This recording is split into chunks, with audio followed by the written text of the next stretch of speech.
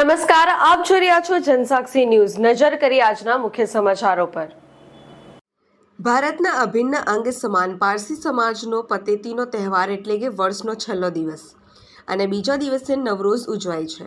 ગુજરાત સાથે પારસી કોમનો નાતો વર્ષો જૂનો રહ્યો છે। ભારતીય ઉપખંડમાં અને એમાં પણ ખાસ કરીને ગુજરાત રાજ્ય અને મુંબઈ શહેરમાં વસતા પારસીઓમાં પતેતીનો તહેવાર વિક્રમ સંવતની દિવાળીની જેમ પારસી વર્ષનો છેલ્લો દિવસ ગણાય છે। પતેતી એટલે કે પશ્ચાતાપ કરવો।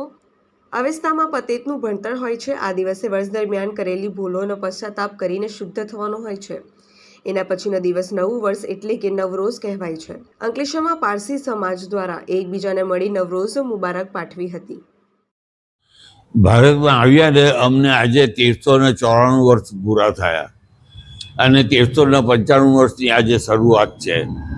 ભારતભરમાં એક ખોટી માન્યતા છે કે આજના દિવસે લોકો પતેતી મુબારક તરીકે અમને સંબોધન કરે છે, પરંતુ પતેતી એ ગઈકાલે ગયો અને એ દિવસ વર્ષ દરમિયાન પારસીએ પોતે પોતાની જાણીએ અજાણીએ કોઈ ભૂલ થઈ હોય અને ભૂલના પશ્ચાતાપ કરવા માટેનો દિવસ ગઈકાલે હતો।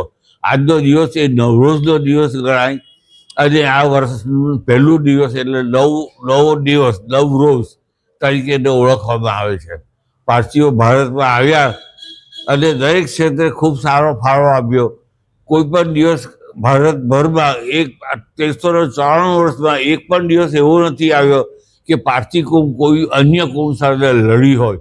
હંમેશા દેશને વફાદાર અને દેશના પ્રગતિમાં સાથ આપવાવાળી એકમાત્ર કોમ અમારી પારસીની છે। અમે લોર્ડ ઝરથુસ્ત્રને માનીએ છીએ અને અમને અગ્નિની પૂજા કરીએ છીએ અને અગ્નિને પવિત્ર માનીએ છીએ। કોઈ પણ સંજોગોમાં અગ્નિ વિરુદ્ધ કોઈ કાર્ય અમે કરતા નથી।